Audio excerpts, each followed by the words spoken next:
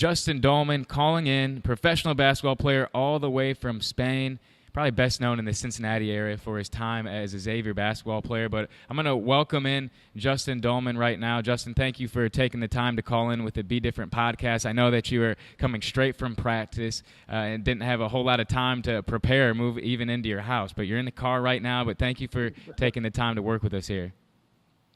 Hey, no problem. Thanks for having me on, Brad. And Justin, can you just update everybody on your current situation professionally right now and where you're playing? Yeah, currently we are in Manresa, Spain, which is about 45 minutes outside of Barcelona, and just continuing our life over here overseas. Just trying to enjoy it. The kids are going to school and everything over here, so just kind of settling in. So when you first went overseas, and that was all the way back in 2007, did you expect to continue to be overseas now into 2018? No, not at all. I mean, it's kind of funny. When I committed to go to Xavier, I just thought, hey, I'm going to play 4 years, get a good education, and then go into the workforce. And oddly enough, it ended up working out to where I could continue professionally. And this is my 12th season over here now, so it's worked out really well. Physically, how are you feeling? I mean, in your 12th year playing, I mean, and you were playing seriously, I'd imagine, from junior high on. So, I mean, physically, how are you feeling? Physically, the body is taking its toll. It's telling me that it's coming to an end. You know, everything comes to an end here. But I mean, I'm battling injuries day in and day out. You know, wake up in the morning, get those mystery pains, and you're like, what the heck happened? And, so the body's just telling me it might be time to retire. So the way Meredith and I are looking at it, Meredith, my wife, is that this is going to be the last year, maybe next year, and we'll just kind of take it one day at a time, really. Okay. All right, so what injuries are you fighting through right now? I have a calf strain or a tear, because grade 1, 2, or 3, it's always a tear. Yeah. And so that's kind of an uphill battle, but it's muscular and it'll heal on its own. So we're just kind of taking our time, doing the right therapy, and hopefully we'll be back here in a week or two. And when does a regular season start for you guys? So we actually have our first game this weekend. Okay. But we've been over here 5 weeks. So we come over in August, end of August, and then we have a long preseason, about 5 or 6 weeks, and then the season will start here in October, and that'll go till the end of May, and then we'll start playoffs early June. Is kind of the idea. So it's a really long season, about 10 months. So, and you do a good job of posting stuff on social media, and I know me personally, I've been able to kind of follow you, highlights of different games that you're able to post, which is awesome. Is there any place where fans in this area that are interested in watching a game live, is there anywhere that they can go to, watch that in real time? This season, no, but the past couple seasons when I was in Valencia and Barcelona and playing EuroLeague, you could stream those games online at the EuroLeague website, EuroLeague.tv, I think it was something like that. Okay. And then also ESPN3, I believe, picked them up for a while. And they air like the Clasico when Barcelona plays Madrid. They air that quite a bit, and it gets a decent following over in the U.S. But this year, no. I mean, you can follow live stats and stuff on acb.com, but or Twitter and stuff like that. But as far as streaming it live this year, I don't think so. Okay. And then I think fans in this area you bring up Justin Doellman around here, and people still light up when they talk about you and your playing career. But, I mean, you're an absolute matchup nightmare. At 6'10", you're a guy that can fill it up, pick and pop situations, very challenging to guard. Has anything about your game changed from your time at Xavier to now being in your 12th year as a professional? Other than slowing down, no. But my game's still pretty much the same. And being over here overseas, my style of play has incorporated really well over here. It's more a team game, and instead of like in the NBA, it's a lot more one-on-one and kind of create your own shot. But over here, I've carved out a little niche in Spain, and I've built my name up over here, winning the MVP and stuff like that of the league. So just doing the pick and pop and playing the team game. So it's a lot of fun. We were talking to D. Davis, former Xavier point guard, last week, who's playing in France this year, and he was discussing some of the differences from playing in the U.S. structure compared to playing overseas. And we were kind of focusing more on the offensive end, but can you maybe speak to some of the differences from the team standpoint offensively overseas? Yeah, over here I'd say a lot more passing is involved, where you're kind of swinging it around the outside. I guess the best example would be like San Antonio, because of all the European players that they've had. Toronto as well, if you're watching the NBA. But it's definitely a pass first and incorporate all 5 guys in the offense instead of just having 1 or 2 guys kind of take over and then the other guys go stand in the corner type thing. But defensively over here, they really pack the paint. I guess similar to college, because in the NBA you got those defensive 3 seconds, so everyone is really spread out. But over here, it can be pretty difficult to score at times. Your leading scorer is going to be averaging 12, 13 points a game instead of like back over in the U.S. where guys are averaging 20, 25 and taking 20, 25 shots a game. It's much different. It's more team-oriented where guys are taking 10, 12 shots max a game, and everybody's incorporated, if that makes any sense. Oh, yeah. We have Justin Doellman calling in, professional basketball player all the way from Spain here on the Be Different podcast. And when you take a look at your professional career, what were the years that kind of stood out to you? So you take yourself, when you go from Xavier, go overseas in 2007, was there a moment or a year in your mind where you're like, hey, I kind of got this figured out, I can make this work for a long time? Yeah, I would say about 5 or 6 years into it, my first year in Valencia, we kind of got it all figured out and kind of settled and had a great season there. And Meredith got really settled, and we learned the language, and everything just became much easier, just in the daily life and daily routine aspect. And from then on, it's been pretty smooth. Because my first 3 years we were in France and then transitioned over into Spain. And after those 2 years in Alicante and Manresa, then we moved to Valencia, and everything just kind of smoothed out from there. Had great seasons basketball-wise. It's probably the best time of my life. And then went to Barcelona, and everything's been great. And then you were all Euro Cup first team in 2013 and 2014. Is that correct? Yeah. Correct. So can you help kind of explain, what that means and how challenging it is to kind of reach that success overseas? Yeah, so there's, let's see, in Euro Cup, I can't remember how many teams, but there's roughly about 32 teams, 36 teams. And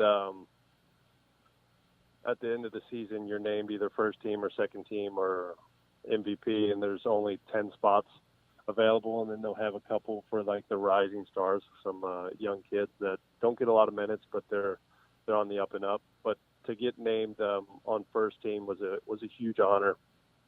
And in 2014, we ended up winning the Euro Cup and being named MVP of the finals, and it was huge. It was one of the best times of my life and career-wise, and it's pretty difficult to get on that top team. Well, and one of your biggest highlights, we talked about it briefly before kind of going on air here, was when you had 5 points in 3 seconds. It was an overtime game. You were playing with Barcelona. I believe the team you were playing is called Esca. Am I saying that correctly? I don't want to slight the opposing team, although it doesn't matter that much. But Barcelona, you guys were down 3 with less than 5 seconds to go. You hit a 3-point shot from the left wing to tie the game up, and then you steal the pass from the inbounds, and you take a dribble, you shoot it, and then you win by 2. I mean, talk about that moment, because I've watched that clip over and over. He got Doellman wide open to tie the game. He made it. Justin Doellman hits the 3 with 4.2 seconds to tie the game. No timeout. Seska, kick ahead, he's stolen. Doellman for the win. He got it!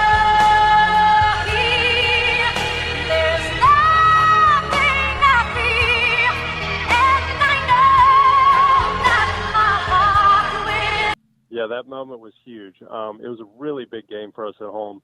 we were kind of teetering on getting bounced out and not making the playoffs there at the end of the year, and being down 3 with a couple seconds left. We just played the pick and pop game, Carlos Arroyo and I, and was able to get open. We tried to force a switch, and they messed up on D, and I was able to hit the shot. And then it was kind of confusing there at the end because they were going to call timeout, but they didn't. And then Milos Teodosic didn't see me hiding behind Kyle Hines, and I was able to pick off his pass and then hit that game winner, and just propelled us into the next round. So it was a huge memory, and I had a really good couple weeks around that game because a couple weeks prior I hit the game-winning shot against Madrid for the Clasico, which was a huge moment as well. I mean, you're a rock star over there, aren't you? I mean, where Justin Doellman can't walk around anywhere in Spain. No, I can get around, but I do get noticed on the streets. But like I said, we've carved out a nice little niche over here in Spain. Awesome. I mean, 12 seasons as a pro. It's been pretty cool. Very fortunate. And you said you speak the language now? Yeah, good enough. Nice. I'm good enough getting around, and I'm comfortable in restaurants and having a small conversation. But my wife Meredith is 100% fluent, and both the kids as well. That's pretty amazing. And yeah, it's pretty neat. When I talk to guys that have played overseas for a number of years, they talk about how important it's been for them to learn the culture and understand something different. And maybe at first when they moved overseas and away from home, the challenges and maybe being homesick, but once they were able to kind of get over that hump and realize they had such a good opportunity in front of them, it's really been able to broaden their horizon and give them a better understanding of the world as a whole, and that not everything takes place in the United States. Have you had some of those similar reactions and thoughts? Oh, most definitely. When Meredith and I came over here our first year in Cholet, France, I mean, it was a little small farm town, and we didn't speak the language. We had no clue what was going on, and we landed on a Saturday morning, and in France, everything shuts down Saturday afternoon, and everything's closed on Sunday. So we had no groceries, no nothing, and we were just trying to figure out where to go. And being a little small farm town, there wasn't any restaurants open because it was the weekend, and it was just strange. But that was one of the biggest culture shocks to us because back home, everything's open 24/7. You can always get a good meal at any time of the day. But going into the culture aspect of it, it's been amazing and really opened our eyes to how to do things a little differently, like raising a family and as far as the kids going to school and stuff like that. But it's really broadened our horizons on our outlook on life. All right, Justin Doellman, professional basketball player, calling in from Spain, former Xavier star. And so do you get an opportunity to keep up with your alma mater here in Cincinnati? I try. With the games being so late, it's kind of hard to watch them, but I'll wake up the next morning and check on the Twitter feed or kind of read the news online. And I do follow them. And then when March Madness comes around, I'm definitely staying up and watching those games. So I definitely do the bracket and able to follow. What were your thoughts on Chris Mack leaving Xavier and going down to Louisville this year? It makes sense. Yeah. Honestly, for him and his family, it's hard to see him go. Which, I mean, we've had a great line of coaches that come through Xavier, and from my time there with Thad Matta and then Sean Miller, and then now Chris Mack, because Chris Mack was the assistant coach when I was there, and with his wife being from Louisville, it does make some sense, and it's hard to see him go, but I wish him well.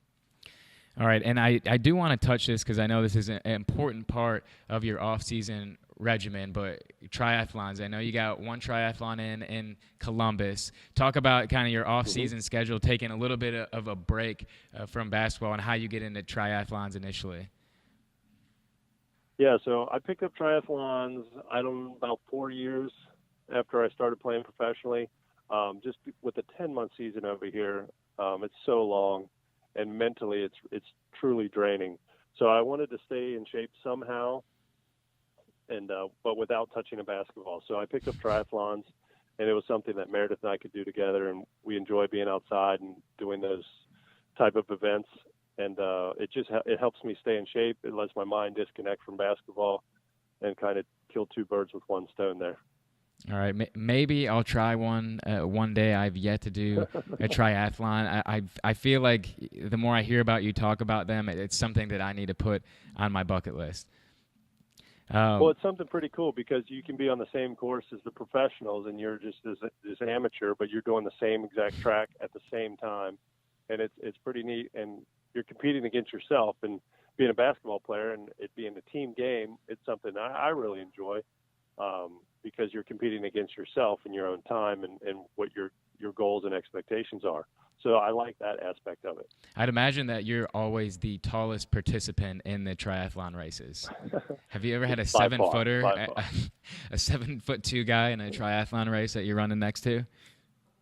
No, I haven't seen one, but I would love to do that. All right, Justin. Well, thanks for calling in. And before we finish the interview, we have to run through, it's called the 10 questions with the Be Different podcast, and we do this with every Unplugged interview that we do. So are you okay to partake in the 10 questions? I believe I am. I think you'll be okay. So I'll try to keep it as simple as I can, but we're only going to give you 2 options to answer the question, and you can't really expand on them. So we're not going to allow you to say the answer and then say why. They're going to be true or false, or just kind of quick person questions, me, you, something of that nature. So that's all. I think the majority that I gave you are true or false. Okay. Okay, Justin, are you sure that you're ready? Because you really got to lock in for this. I guess so. I haven't taken the test in quite some time, but I'm up for it. The good thing about our test here is that you always get everything right. So everybody here always gets 10 for 10, 100%. Okay. All right, here we go. This is 10 questions with Justin Doellman. True or false? Justin, you love being 6'10". True. Life on the line. Who would you have shoot a 3-point shot? Brad Redford or Justin Doellman? Myself. Montgomery Inn or Jeff Ruby's? Jeff Ruby's. Better feeling, making an Elite Eight or beating number 1 St. Joe's to advance to the A-10 championship in 2005? Elite Eight. True or false? You wish your nickname was the Dollmaster? False. True or false? This year's Xavier team will advance to the NCAA tournament yet again? True. True or false? In person, Coach K was much shorter than expected. True. True or false? You are the European version of Captain America. True. True or false? You have patterned your whole game after the Flying Dutchman Rick Smits. False. True or false? This has been the most stressful interview thus far in your professional career. False. Awesome. Justin, that's it. That's the 10 questions right there. I told you it gets a little bit hot, though. We throw a couple ones at you that I think you were not expecting, but you did a fantastic job. Yeah, I went 10 for 10. I think you absolutely. I'm getting thumbs up from the crowd over here. You got 3 guys over here in front of me, and they're all giving me the thumbs up. Nice. So, all right. Hey, Justin, thank you so much for calling in, talking with the Be Different podcast. It was great to kind of catch up on where you are, and congratulations on everything that you have been able to accomplish. It truly is amazing. And, you know, kind of like I said when I started the interview, everyone that I talk to in the Xavier community that I bring up Justin Doellman, it's nothing but praise and smiles. And any time that you're back in Cincinnati, I'd love to catch up with you and the family when you get a chance. Yeah, that'd be awesome. We're back every summer. We spend a lot of time down there, so it'd be awesome. All right, Justin. Well, thank you so much. And I know you're getting done with practice, so get some rest, take care of your body, and then have a fantastic year. All right, buddy. Thanks, Brad. Thanks for having me on the show. Yep. See you, Justin.